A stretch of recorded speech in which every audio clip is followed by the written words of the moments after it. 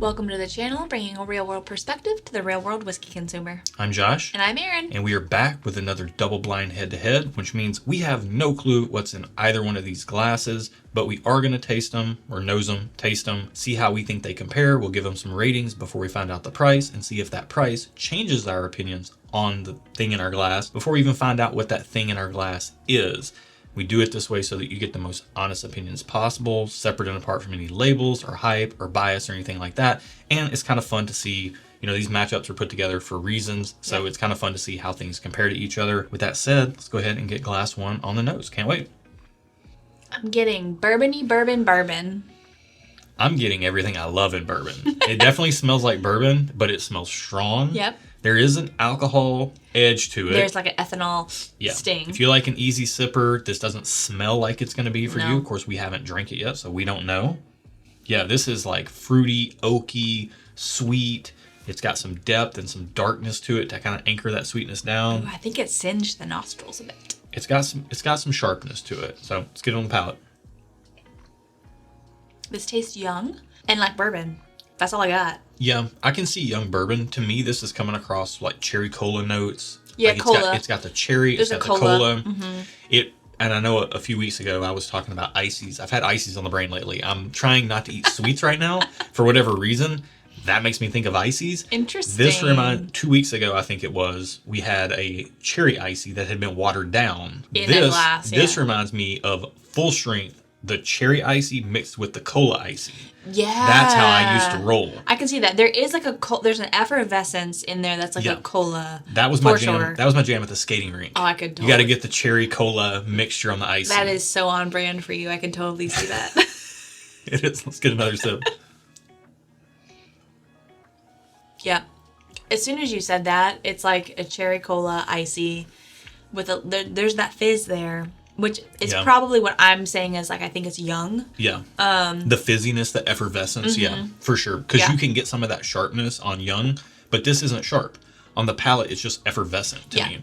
It's cherry, it's cola, it's effervescent. It's the most sharp on the nose, but on the palate, it tastes, the sharpness translates, I think, to effervescence. Oh, man. Right now, as we're sitting here talking, it is setting in on the finish.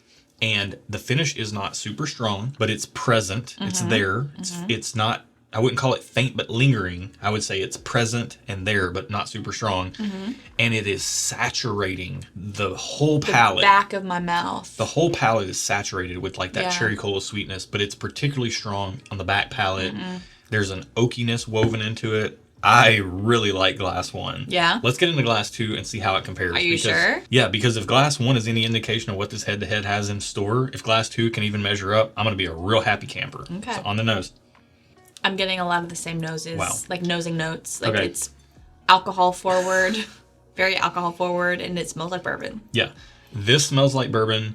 I'm not trying to guess what it is. This smells like Old Forester products what does that mean or Brown-Forman. When you say that, why do you say that? We just had this conversation again 2 weeks ago. I don't remember. Cherry banana or banana cherry. Okay. Like, where do you put the emphasis on the syllable? To me, this is a little bit of banana with a lot of cherry, which also glass one had the cherry on it.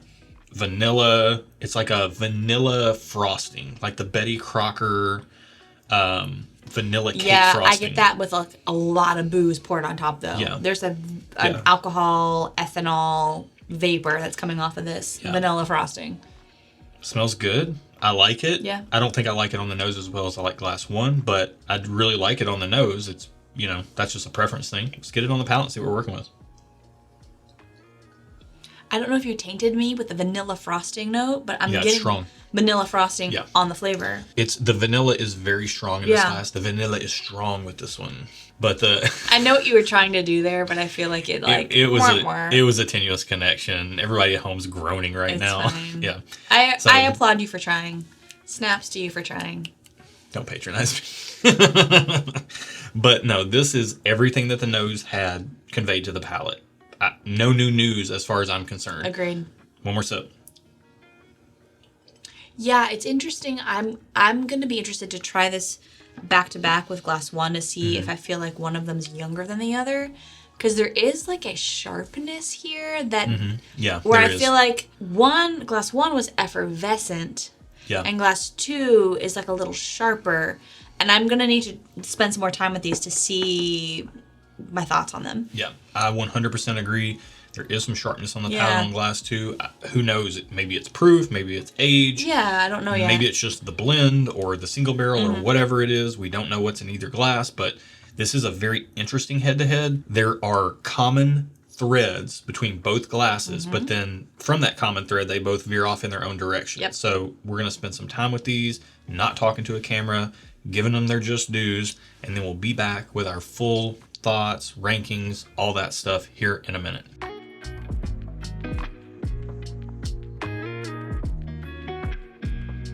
All right, this was super interesting after spending some time with them. What did you think? What's your preference? Okay. What are you rating? Yada yada. So I have a preference. It's a very small margin. Really? Okay. Yeah, but I do prefer glass 1 over glass 2. I concur. That being said, they both get a thumbs up because they're both really good. Yeah.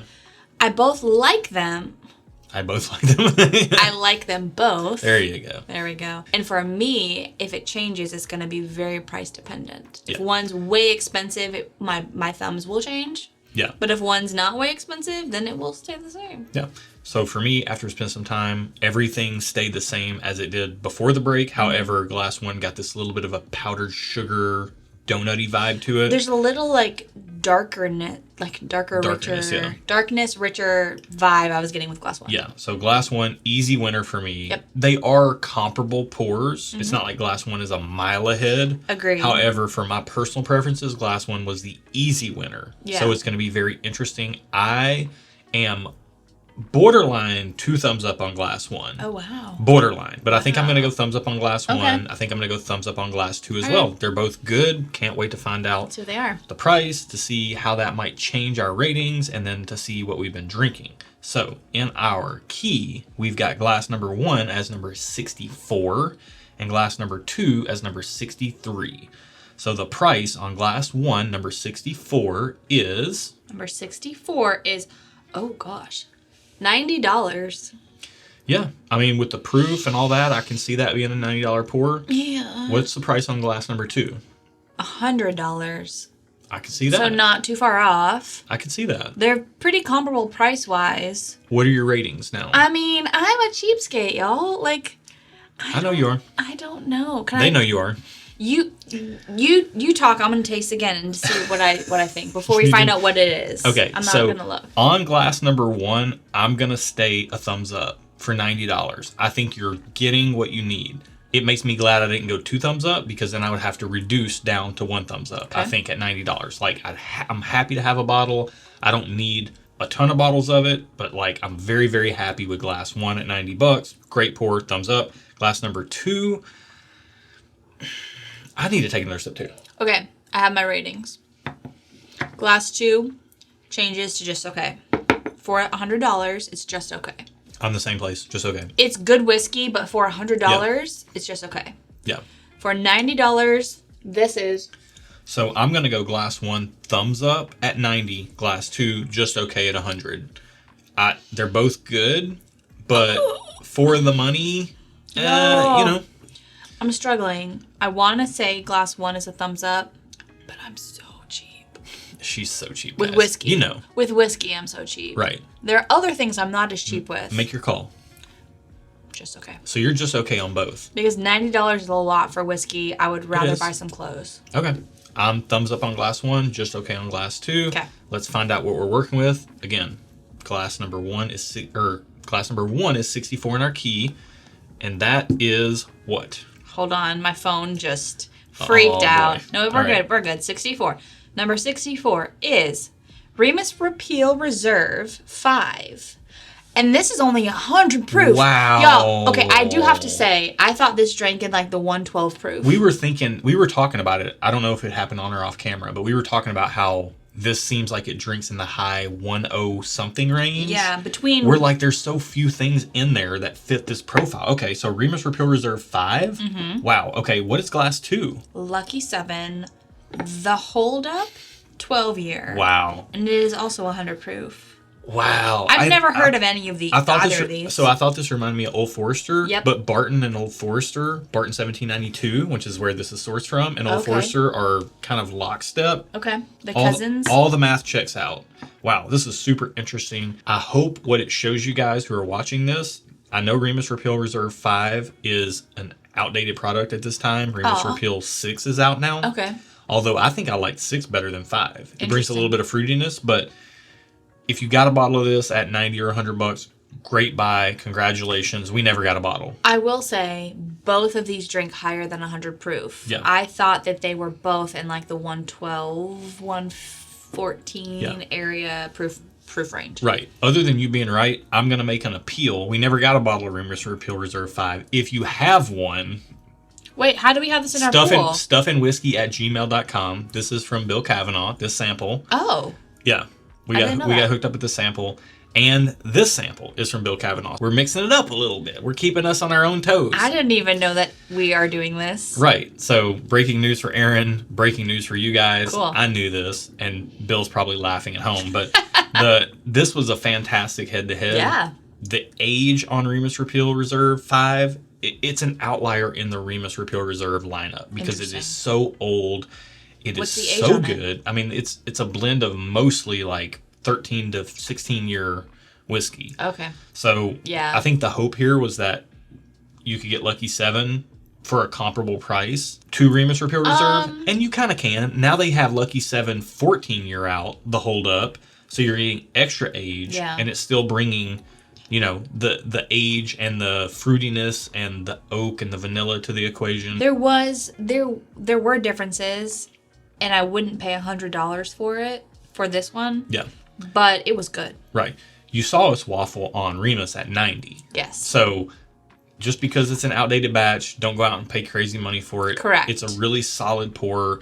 I am really impressed with how this came across at a higher proof. Yes. I wish they both came across higher proof. I wish we had a bottle of this so that we could put it up against Calumet 16. Because I think that would be maybe even a better comparison. What's the proof on Calumet? 106. And this is 100. That would be real interesting. It drinks higher than 100, so yeah. Again, cool. If you have a Remus Repeal Reserve Batch 5, I don't do this very often, but I'm shamelessly soliciting stuffandwhiskey, A-N-D whiskey, @gmail.com. Hit us up. We are ISO a batch of Remus Repeal Reserve. And we will put it in some head-to-heads against Calumet 16. Yep. And some other stuff. And whatever else you want. Yeah. You tell us. If you can help us out here. But nonetheless, this was a fun head-to-head. Yeah, Hopefully you enjoyed it. Hopefully it inspired you to do some blind tastings of your own. We have the sample jars that we use down below in the video description. Not affiliated. We make no money. We just want you guys... Because we don't sell enough of that to make Amazon pay us. Right.